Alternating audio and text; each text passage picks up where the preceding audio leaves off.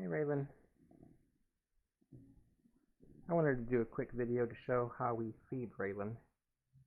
This is her feeding tube. She gets all of her food through her feeding tube. This is called a GJ tube. This button is right here, GJ button. That's goes to both her stomach. This one goes to her stomach, and this one goes to her intestines. She used to just have a G tube, which was it looked just like this top port here, but it was actually her stomach. But when she was on the keto diet, her stomach didn't always do the best with that, so they started feeding her straight to her intestines, and now just to her intestines, and now she just gets her meds through her G port,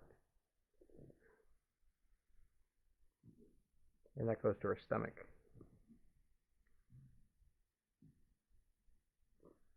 So this is the tube here, and it goes to her food pump here, and when her food is getting low, which right now it's getting low, we will need to add more food, which is what I will do right now. So we keep her food over here in her closet. She eats Peptamen Junior Fiber, which has all of her nutritional needs.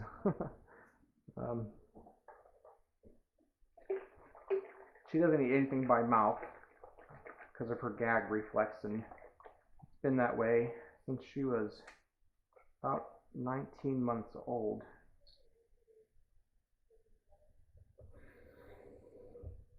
We'll give her with her food usually 80 mils of water to make sure she has enough liquids with her diet as well. If it's a little less than that, it's okay. And right now we're giving her a little less than that, a little less than 80 mils of water, because she needs to gain a little bit of weight. So we're making sure she gets more calories, which just means by decreasing the water ratio, she'll be getting more calories. So we'll just pour in the food and pour in the water. Put the cap back on, and she's all set. So she's eating at a rate of 55 milliliters per hour. We'll decrease it overnight so that we don't have to get up in the middle of the night to change her. It decreases to 31 milliliters per hour at nighttime. So that's pretty much it. This is the pump she uses. You'll see the same pump in hospitals, in all kinds of contexts, but that's what she uses to pump her food, and it's plugged in. It's got a battery in it too, so it doesn't have to be plugged in all the time. If we're going somewhere, we'll unplug it, of course. But yeah, it runs 24/7. She's always eating. Never gets a break. Unless she's sick, then it's a whole other story.